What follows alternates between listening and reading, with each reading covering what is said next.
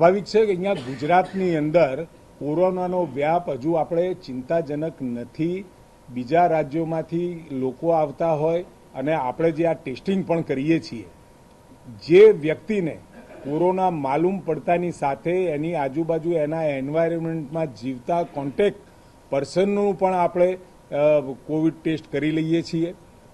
એટલે અહીંયા ગુજરાતની અંદર આજની તારીખે જે એડવાઇઝરી જાહેર ભૂતકાળમાં કરી હતી એ અમલ વ્યક્તિગત રીતે સૌએ ગુજરાતના નાગરિકોએ અને સાથ કરી, અને જે લોકો કોમોર્બિડ છે તો એ પોતે પોતાની સ્વયં શિસ્ત પાડી અને આ કરે તો વધારે સારું છે.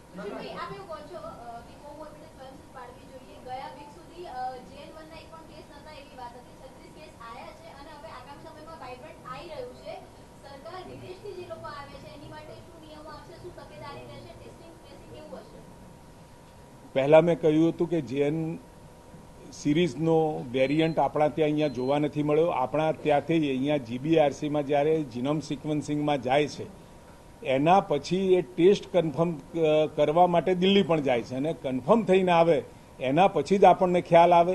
જે વખતે મેં કહ્યું એ વખતે ઓફિશિયલી એક પણ જેએન સિરીઝનો વેરિયન્ટ કોઈપણ કોરોના કેસમાં માલુમ પડ્યો નહોતો.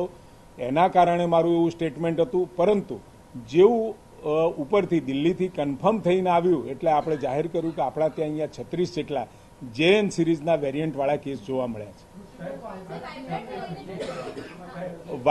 વાઇબ્રન્ટ આપણા ત્યાં ખૂબ મોટા પાયે યોજાઈ રહ્યો છે, અને ગુજરાતના ભાવિ માટે વાઇબ્રન્ટ એ વખતો વખત એના વિકાસમાં અનેક નવા સોપાનાઓ પણ ઉમાર્યા છે.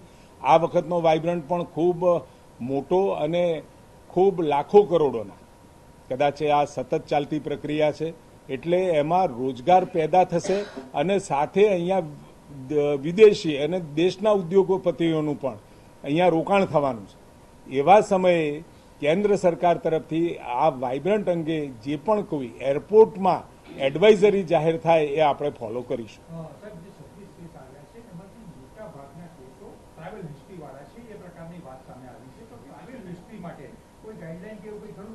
ટ્રાવેલ હિસ્ટ્રીવાળા કેસ આપ કહો છો એવું કે જે બસ 50 જણની ગઈ હતી કેરાલામાં, એમાંથી જે કેસ આવ્યા એ મોટાભાગના નહીં, પરંતુ લગભગ 10 થી 11 કેસ એ પૈકીના હતા.